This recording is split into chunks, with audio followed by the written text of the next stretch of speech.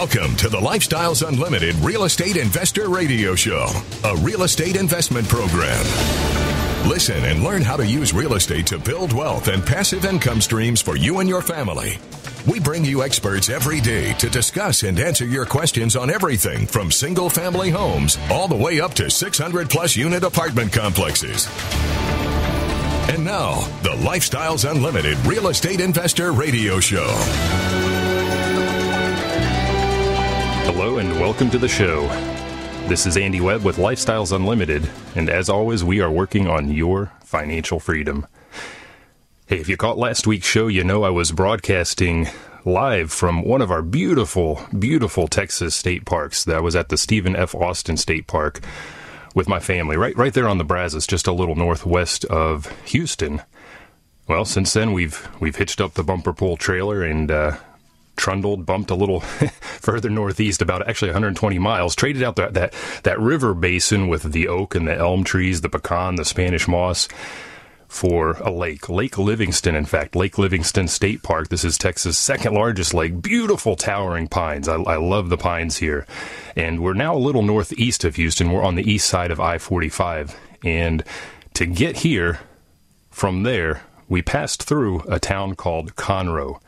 As I was driving in, I noticed the population sign listed on the city limit sign had the population right around 82,000 for the city itself. Now, if you're from Houston, I'm sure you know where Conroe is. I'm sure maybe you've been up there. And if you, like me, have ever made the drive south from DFW, Dallas-Fort Worth, where I normally am based, to Houston, maybe for something like the Lifestyles Unlimited Wealth and Passive Income Expo, I did that earlier this year, made that drive. Well, then you passed through Conroe. It sits right on I-45. Now, if you don't know Conroe, well, guess what? I've got some good news for you. We have an investor on the show with us today that just this year closed on the purchase of an apartment deal in that city.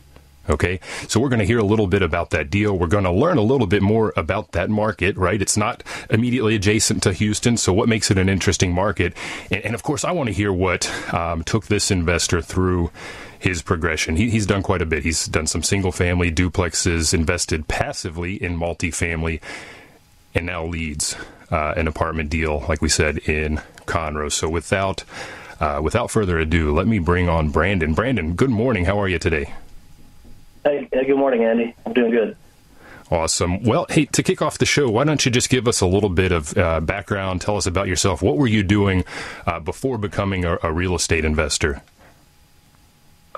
Sure. Well, like a lot of people, I graduated from college and went out and got my first job. So I got a job in oil and gas in Houston and worked in oil and gas for about 10 years. And very early on in that career, I decided that I wanted something more than just doing this until I turned 60 and retire. So I was looking for other ways to make a living and found real estate about 6 years ago and just started getting into that.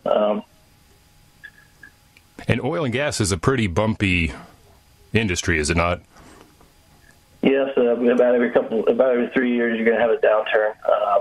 I went through about 3 of them. So yeah, I've interviewed a few investors in the past few months, a couple months back, that were also in oil and gas, and for that very reason chose to get out. One of our workshop presenters, in fact, up in DFW, John, he was in the industry for a long time, and wisely saw the same thing, right? All the cycles, everyone getting shed, hired back, and all that good stuff. It's just so volatile. So you made the decision to start looking at something else. And how did you hear about Lifestyles Unlimited, and what brought you to the organization? Sure. Yeah. When I was on my lunch breaks, my oil and gas job, I was always listening to the AM radio show, and I heard this guy named Del Walmsley, so I listened to him every day. He kind of got me motivated this was an avenue you could, purchase small properties, house, and start a little business on its own. So I started looking for tenant-occupied properties, and I found a duplex and purchased a duplex. And a couple months later, I purchased a tenant-occupied house and went from there. Now, that was pre-Lifestyles. You were listening to Dell on the radio. You're starting to see the roadmap and understanding the value. So if I remember from our earlier conversation, you picked those up even prior to joining Lifestyles, right? Yeah, I did pick them up prior. As any opportunities, I was, a little hesitant of, believing somebody on the radio. So I figured I could just do it on my own. So I did that, and then shortly after that, I did join Lifestyles and found out I did most of it incorrectly, but it still worked. So. Yeah. It's funny. I run, we haven't had the live case studies in a while, but I guarantee you at every case study that I would go to in person up in Dallas, I would meet at least one new to me investor that same story, right? They did a couple deals here and there prior to joining and eventually, caught the show on the radio or wherever and maybe heard from a fellow investor and joined the group. And if you sit down and compare their portfolio before to their portfolio after, their performance goes up. And maybe even on the portfolio before, they start to do some fine tuning, things that we talk about, right, and wind up doing quite a bit better. So you joined. Now, you heard Dell on the radio? You did a couple of deals. Did you kind of tiptoe in through a free workshop? What did you do next as far as getting started with Lifestyles? I'm curious. Yeah, I went to the free workshop, about an hour-long workshop, usually after work. And then I joined a couple of days after that workshop, and then I went to the 2-day workshop. Okay. Was that with Dell or Dave down there? That was with Dell. And Dell, that's good deal. Very entertaining with Dell. Yeah, he came up in 2012 and did our 2-day as well up in Dallas. A ton of education, by the way. For the listener, the 2-day, it's part of the Financial Freedom Program. We call it the 2-day seminar. We're doing that online now. In fact, there's a 4-day version in the evening, but it's basically where you get an introduction on day one to all things single family. We talk a little bit about mindset. Mindset's actually critically important, but get into the single family on day one, and then on day two, really dive into the multifamily. And Brandon, I don't know how it went with you, but a lot of people, they go in thinking focused on single family, right, into that 2-day. And at some point during the second day, talking about multifamily, a light bulb goes off and they realize, you know what, I think of the two, this might even be the better path. So now I hear the music coming on. When we come back, I kind of want to hear what sort of light bulbs went off over your head during that 2-day. And then I want to talk a little bit about a couple of the passive deals that you got into. So you're listening to the Lifestyles Unlimited Real Estate Investor Radio Show. This is Andy Webb. I've got Brandon with me from Houston. Just bought his first complex in Conroe. So stick around. We'll get into that deal later.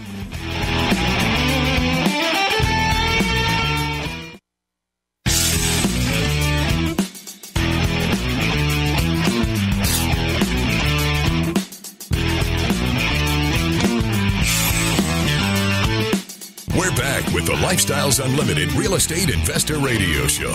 We're here to answer your questions and help you become financially free.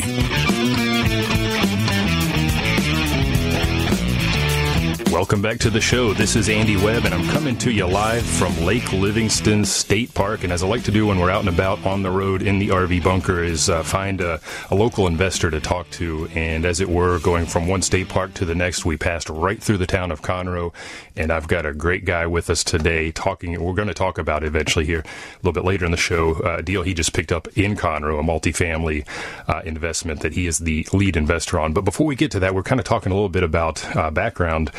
Brandon. Now, by the way, let me give out the number. If you've got any questions today on real estate investing, the number here in the studio is 855-497-4335.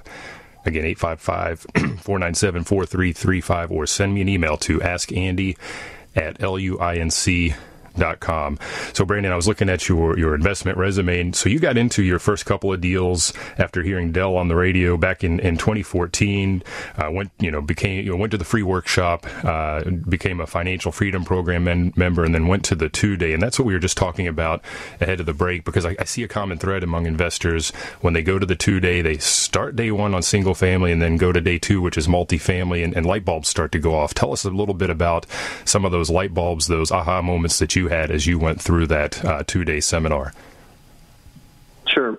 I went into the seminar planning to just buy more houses, and I'd already bought a duplex in the house, and I knew that it worked, cash flow from day one. So I went in just wanting to get more information on how to purchase more and run the operations more efficiently. And then, sure enough, we get to the 2-day or the second day of the 2-day, and talks all about purchasing apartment complexes. And of course, I didn't really think that was possible for a regular person to do. So he kind of lays out how you can do that, and you don't have to have millions of dollars to do it. So I joined the next level of the program and was originally just looking for a small apartment complex for myself, but then ended up investing with other investors to start.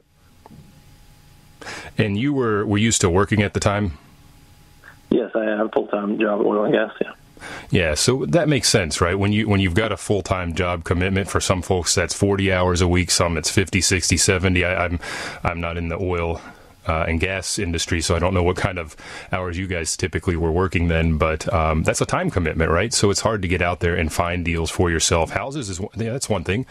Apartments, you're getting a little bit bigger, obviously. So the passive route is a great way to go. And we've got, investors at Lifestyles that we call super passives. That's all they do. And they're in not just 10, not just 20, but maybe 30, 40, 50 deals. So you got into a number of deals. I'm curious, are these, you're in the Houston area, are these all around the Houston, or whereabouts are the passive investments that you got into? Yes, they're all in the greater Houston area, different little parts of it. Okay, and what was your thinking back as you looked at and reviewed deals, or what was your process on in deciding on a particular passive deal? Well, I looked at the lead investor first and decided whether or not I thought they would be good handlers of my money. And then I looked at the properties. So the first property that I got in, I did a unit walk on, which was very educational. I walked probably 40 units of 244 unit property. So I got to know the property pretty well before I invested in that one. Okay, and good to know going into the deal, but then again, thinking longer term, thinking about what you just said about wanting to get into your own deal. What a great way, right? What a great way to get that education and see what an experience, I don't know if it was a first-time lead or experienced lead, but see what they're doing as part of their feasibility, as part of their due diligence. So now, are you still in all of those deals? Yeah, I'm in all of them still. Okay. Now, interestingly, light bulb goes off, going to go the apartment route. So you invested in a number of apartment deals passively. But then if I look a little bit farther down, you got into some single family. What drove that? What was the motivation to then shift back to single family? I kind of wanted to purchase a couple properties the lifestyle way. The first ones, I didn't really do much rehab or anything. I didn't buy them at deeply discounted prices. And I had, purchased those with tenants in them already. So I wanted to do a couple the lifestyles way and do the full rehabs, just to kind of get rehab experience under my belt. So we purchased two more properties. So you're taking some very smart steps. You're doing the walkthrough at an apartment complex, getting extended education there, testing the waters with rehab on the single family side, getting the experience there before doing your first deal as a lead investor on an apartment complex. I like that approach. Now, I'm curious, the deals you bought before coming on board with Lifestyles, you said afterwards, the two you picked up later, you followed the Lifestyles model. Those first two, was that just a straight conventional play, the typical 20-25% down, or how did you finance those? The first one was straight conventional, yeah. Yeah. It cash flowed pretty well from the start, but it had its issues. Right. Well, if you can't go in and rehab, if it's tenant occupied, that makes it a little more difficult to get in and do what we like to do, which is fix everything up front, right? Then those issues tend to go away. Maintenance becomes a non-issue. Now, when you say then you followed the Lifestyles model on the next two later on, is that then following the usual progression of buying with hard money, doing that sometimes light, sometimes heavy rehab, and then refi out? Yeah, we used hard money on both of those. And yeah, we did rehab about $35,000 on the first property, and refinanced it shortly after. Okay. And are you still holding those? Yes, we're still holding those. That was okay. in 2018. Okay, that's pretty recent then. Got it. And the beautiful thing with the single family, it's especially with what we've seen in our market lately, even if you bought in 2018, is the appreciation of late. Now, we don't buy to speculate in appreciation, but I can tell you that we've enjoyed a decent amount of it. And even now with, COVID-19, people keep talking about the market tanking, but at least where I'm sitting in Dallas-Fort Worth, our values continue to go up. There's a shortage of inventory, quite frankly, which makes it very easy for us as landlords to lease a house, but then also adds to that value component. So in a few years, divest and then roll into that apartment complex. Now, I'm curious, are you self-managing those homes, or how do you handle that? Yes, I'm self-managing. Okay. And then we'll talk here, I think in the next segment, we'll get into, I'd like to talk a little bit about Conroe and maybe get your experience there, learn about the market itself, and then we'll get into that lead deal, which it's a smaller deal, right? So you don't have, it's not that 244 unit where you've got an on-site manager and you've got on-site maintenance and all that stuff. So you have to manage it a little bit differently. So the approach is different. And that, again, I think that single family experience can play into that. Again, I'm going to give out the number if you've got any questions. I hear the music kicking on. The number here in the studio is 855-497-4335. Again, 855-497-4335, or send me an email to askandy@luinc.com. And like I said, Brandon, when we come back, let's hear a little bit about Conroe. I drove through it. We just kind of flew through as quickly as we could, tugging an RV, so we didn't stop and look around, but I want to hear more. Stay tuned.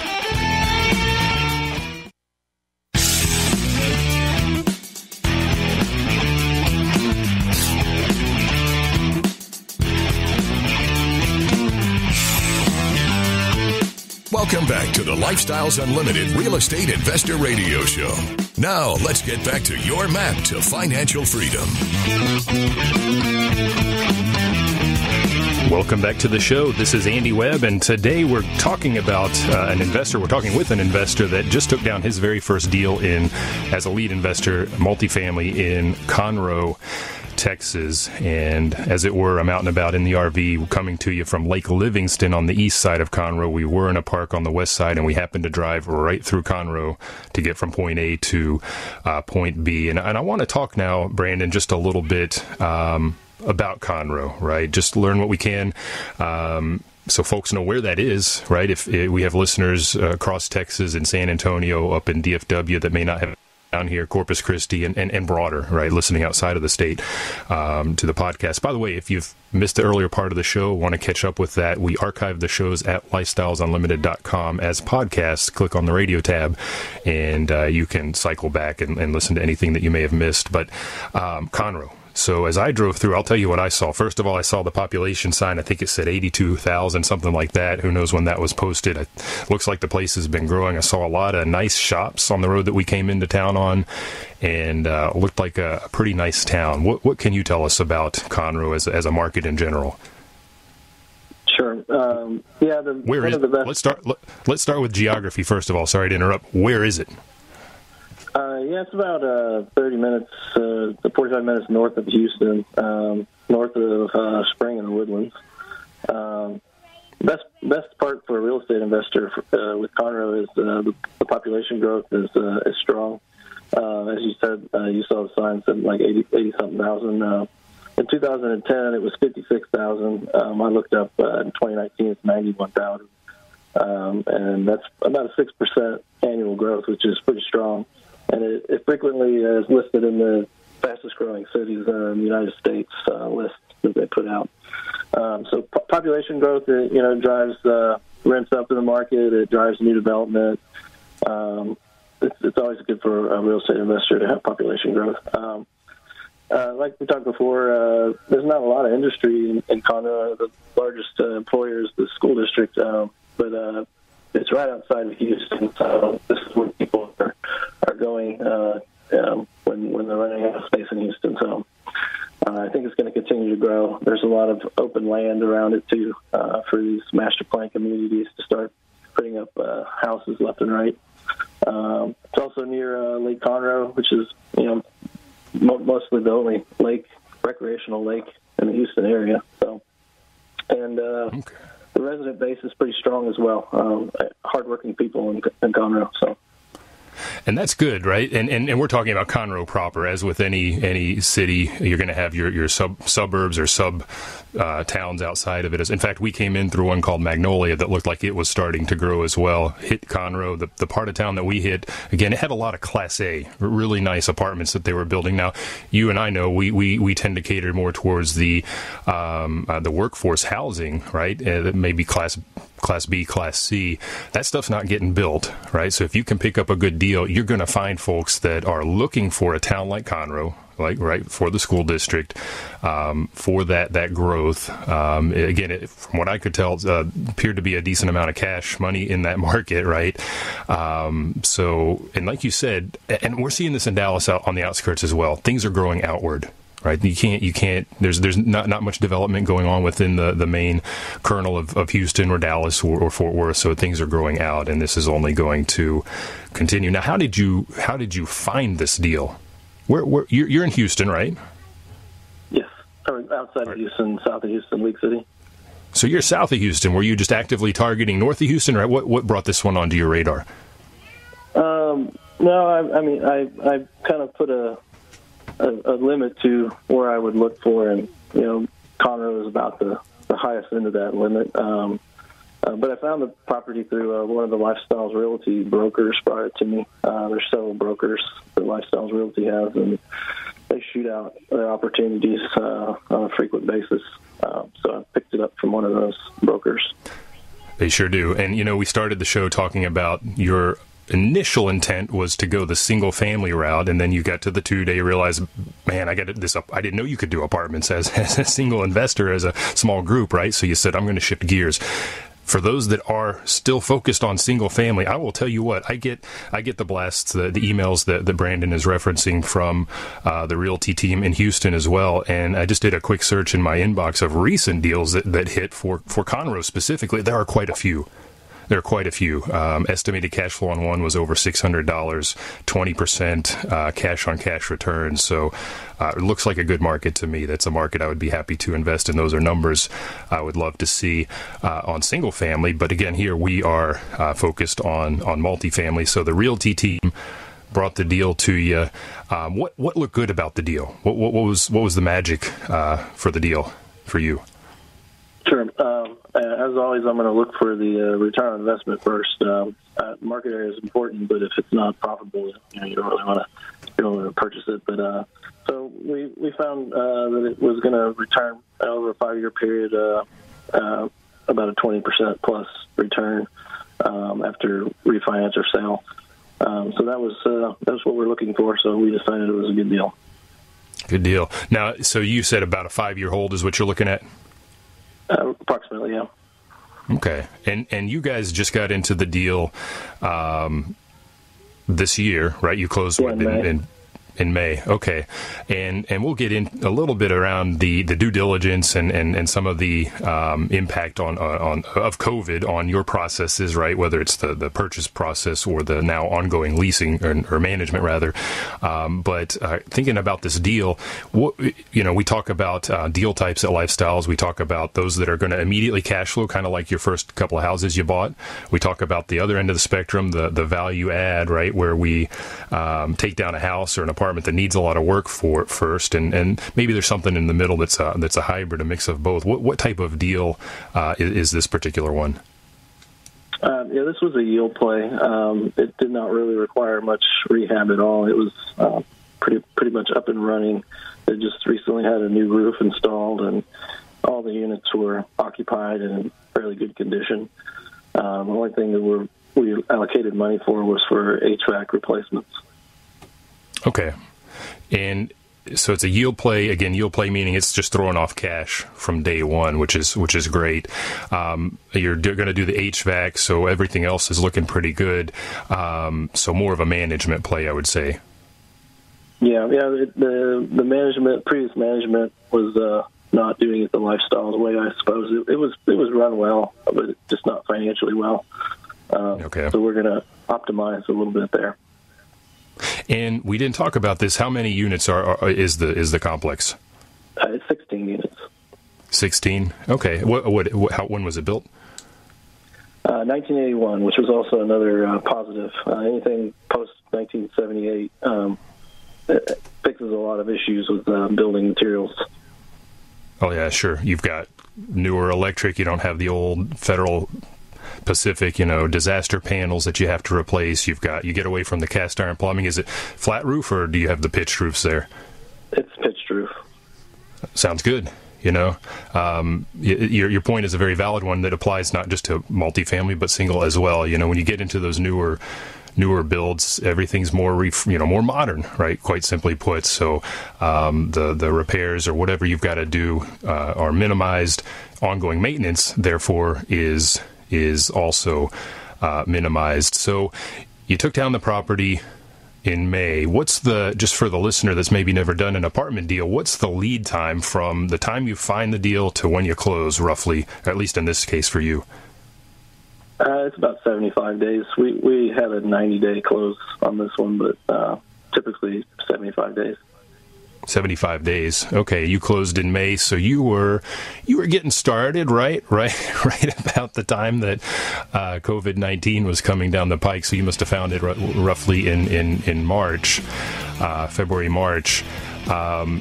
I hear the music kicking on. When we come back, I want to talk a little bit about the due diligence, right, that you did, how COVID-19 affected that or not. Maybe it was early enough on that it wasn't an issue. And were there any other takeover issues that the listener might want to think about if they're going to go the multifamily route? So stay tuned. You're listening to the Lifestyles Unlimited Real Estate Investor Radio Show. Del Walmsley talks about buying your way back from corporate America through real estate. A massive change in my life. My personal residence I lived in was a one-bedroom condo, cost $425 a month. This covered it. My automobile car payment was only $300 and some a month. This covered it. I was buying my way back from corporate America. I could feel it. Lifestyles Unlimited will teach you how to buy your way back from corporate America. Get in control. Get into our live online free workshop. Register at lifestylesunlimitedworkshop.com.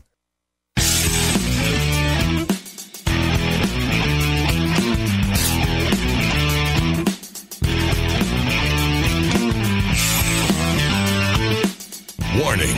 Listening to the Lifestyles Unlimited Real Estate Investor Radio Show will change your life. We will teach you how to create wealth and passive income so you can be financially free.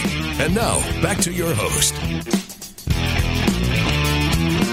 Welcome back to the show. This is Andy Webb, and today we've got an investor on the show with us, Brandon. Brandon is based out of Houston, a little south of Houston, in fact, and we were just starting to talk about a deal that he took down in Conroe, Texas. Conroe is north of Houston, north of the Woodlands, north of Spring, Texas. Very, very wealthy parts of Houston, the broader metropolitan area, and we're starting to see growth northward now into Conroe, and makes it a very attractive market. The growth, Brandon, that you mentioned over the past decade is tremendous just for Conroe proper, and I think that's only going to continue. In fact, we're seeing that all over the place right now as people are kind of fleeing the inner city, fleeing the city proper because of COVID, right? Because of COVID, getting away from the bigger areas, the more congested areas. And on that note, I want to combine that topic of COVID and your takeover of this apartment complex, your due diligence process, and see where those impacts were, if at all. Because you said you closed in May, had about a 75-day lead time to get to that closing table. That puts you right at the start of COVID when you were starting to take down this or, look at this property. What did your due diligence process look like? Was COVID an impact? And if so, what sort of brakes did it put on the process for you? Sure. Yeah. We had a 30-day due diligence period written in the contract, and we walked the property very early on in that first week. And I can remember nobody was wearing masks. As I remember, nobody even thought COVID was a real big deal. So we didn't have any issues with walking in. We walked every unit, and nobody had any issues. Nobody was concerned. So we got that done pre-COVID. As far as doing the walkthrough, we didn't identify too many issues. All the units looked pretty good. The exterior of the property was in good condition. We did do a camera scope of the sewer and found a blockage, a breakage with a root, and we managed to get the seller to fix that for us. So that was good. Very good. Yeah. I mean, you want to do as much due diligence up front, obviously, for that very reason. Often it might be that the roof, in North Texas where I normally sit, we get a lot of hail, and that's often a problem, right? The roof gets replaced by insurance. The seller's happy to take care of that. Glad to hear that they took care of the plumbing for you. Very, very good move to get that scoped, by the way. If you're looking at a house or an apartment, right, you need to check that plumbing out. Now, due diligence went pretty smoothly. No COVID at that point, or if it was around, we didn't know what it was exactly, right? There are no masks. How did the closing process progress from there? Sure. After we got past the 30-day period, we decided that we wanted to proceed with the property. So at that point in time, we were just getting the bank financing set up, and we used a private bank lender as opposed to a Fannie Freddie Mae lender. That process was a little bit difficult. They changed a lot of terms on it. I think it was because of COVID. As we progressed in, the market started dropping and all that. And as soon as the market started dropping, all of the terms on our original loan kind of changed a little bit. But we were able to work through it, and we got the loan approved and proceeded. Yeah, there were lenders got real squirrely at the beginning. Some stopped lending altogether, tightened up. If anyone that's listening has dealt with Fannie Mae or Freddie Mac on the multifamily side, right, they put all manner of reserve requirements into place, very strict, 12, 18 months, PITI, right? You've got to have principal, interest, taxes, and insurance escrowed for that period of time. They've slowly started relaxing that, which is the good news. That's great. I'm glad you got through that. Did you have any, so you get to the closing table, you sign the documents. Did you have any takeover issues once you did get closed? And everything went fairly smooth. We had one delinquent rent when we took over, and we were able to recover that right after we took over, and we had been 100% occupied and 100% collections the whole time. So hopefully we'll keep that going. That is what I love to hear. And everyone I talk to at Lifestyles, for the most part, right, we're doing well. If you read the media out there, the world is on fire. Everything is sinking. It's just terrible, terrible stuff that's going on. But, we've had zero issues personally with our portfolio on the collection side. A couple of late pays, right? But we've worked with them, been very communicative. I think that's been the key word there is communication. Hearing that from you just, again, underscores that every investor that I personally have spoken with at Lifestyles has been managing through. Now, I know Lifestyles did a number of, I guess I'll call them pandemic seminars online. Did you take advantage of those over the first initial months of the outbreak?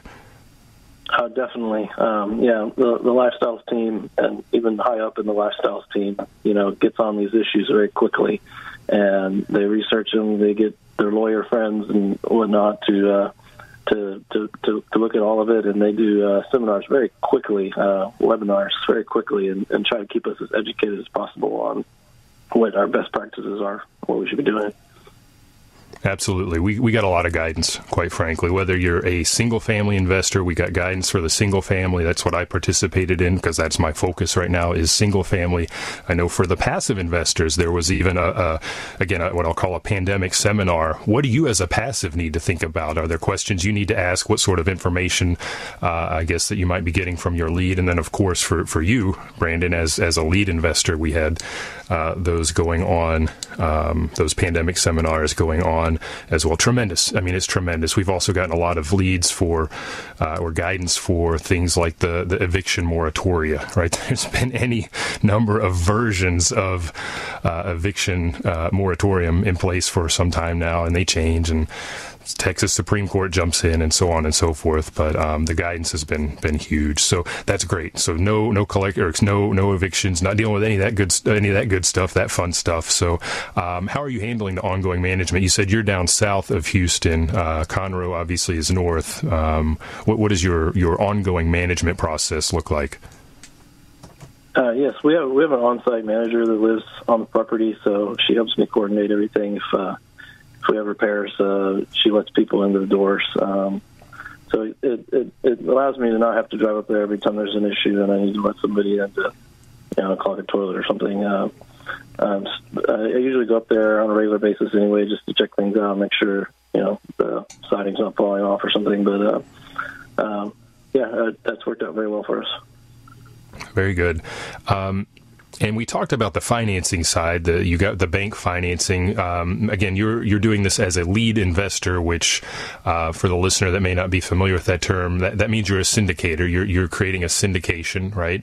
A private placement, as it's called, and bringing other investors on board. In other words, you're not having to put all the down payment down, any of the working capital, or not doing all of it, right? You're putting some in, but you get investors on board with you to help with the cash, right? With the funding. How did you go about finding those investors to participate with you? Yes, Lifestyles does a very good job of putting investors together, and most of their events, you meet a lot of people, and you kind of build up a contact base from these events. So I was able to meet a lot of people through the past several years of Lifestyles, and had them on my list of people to contact if I was going to get into a deal. So that's what I did. Do we still call that a Rolodex, or is that old school? I have a giant spreadsheet. Yeah, I think that's the more modern way. And actually, Lifestyles is putting out a tool that even better helps connect passive investors and lead or deal sponsors. So they make it very easy to connect. And actually, I connected with a ton of lead investors when I went down to the Lifestyles Unlimited Wealth and Passive Income Expo in Houston earlier in February. Did you make it out to that? Oh yeah, definitely. I made it to that. It was a very good opportunity to go to that. Yeah. Yeah, again, 5,000 plus investors. So you as a lead investor, I'm sure this won't be your only deal. You'll start, I see this progression a lot, maybe 16, 20 units, then you upsize to the next one, upsize even bigger, and continue to grow. And you need more passive investors along with you as you go. So on that note, what are your future plans as an investor? Sure, yeah, we're definitely going to be looking for a new property here in the next, maybe 2021. Larger property, possibly one that, can handle a full-time manager, not a live-in manager, but a full-time manager and a maintenance person. So maybe around the 50-unit size. So we'll be looking for that in the coming year. And we'll just keep buying more properties. I'm a full-time real estate investor right now, but my wife still has a job. So in the future, we want to get her retired as well. Very good. Very good. And I'll tell you what, it's a great path to follow, whether you start with single family and progress into passive multifamily like you did and then become a lead, or jump straight into passive. You can do that too. And Brandon, first of all, we're running out of time here. I thank you so much for joining us today, letting us know a little bit about Conroe and your deal. If you want to learn more about Lifestyles Unlimited, start where Brandon started. Go to the free workshop. You can find out more about that at freeworkshoplivestream.com. Again, that is freeworkshoplivestream.com.